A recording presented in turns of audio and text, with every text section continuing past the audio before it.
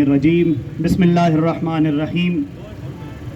سلام ہو ان پاک و پاکیزہ خونوں پر کہ جنہوں نے اس مظلوم خون کے بہنے پر تمام عالم کفر کو یہ پیغام دے دیا کہ یاد رکھو اے کفار و مشرکین، ہماری مثال ایک جسم کی ہے کہ جس میں ہمارے مسالک تو الگ ہو سکتے ہیں لیکن ہمارا خدا اور رسول صرف ایک ہے۔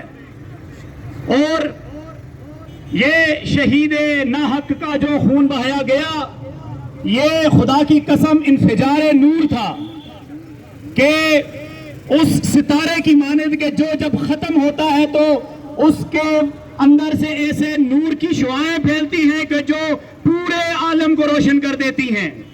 شہید سید علی خامنہئی کا خون پوری دنیا میں بسنے والے ہر آزاد انسان کو جھنجھوڑ گیا۔ میں مسلمانوں کی بات نہیں کروں گا، ہر آزاد انسان اس کو جھنجھوڑ گیا ہے کہ آزاد انسانوں، یہ جو تمہیں نام نہاد سویلائزڈ قومیں اپنا چہرہ پیش کرتی رہی، ان کی حقیقت ایپسٹین فائلوں میں تمہیں نظر آئے گی۔ ان کی بد کرداریاں تمہیں ان فائلوں میں نظر آئیں گی کہ جس میں ان کی درندگیوں کو پورے جہان نے دیکھا۔ اور اسلام کی خوبصورتی اس سے بڑھ کر کیا ہوگی کہ سامنے جہاں دشمن کے بھی سویلین ہو تو ان کو بھی نہ مارا جا رہا ہو کہ یہ نہتے ہیں۔ یہی ہے اسلام کی خوبصورتی۔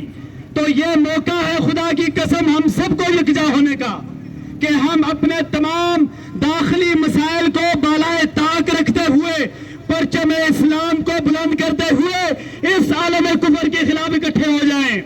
کہ اگر ہم اکٹھے ہو جائیں تو پھر وزیر جنگ امریکہ کو کہنا پڑتا ہے کہ ان الہی قوتوں کے پاس ایٹمی بم نہیں ہونا چاہیے، کیونکہ وہ بھی جانتے ہیں کہ جو قوم لا الہ الا اللہ محمد رسول اللہ کا کلمہ پڑھنے والی ہوگی وہ ہم سے نہیں ڈر رہی۔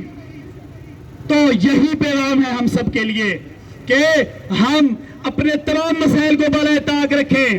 ایک گھر میں بھائیوں کے درمیان بھی مسائل ہوتے ہیں، لیکن جب آپ کا مارکا کفر کے خلاف ہو تو پھر کوئی شیعہ، کوئی سنی، کوئی وہابی، کوئی اہل حدیث نہیں ہے۔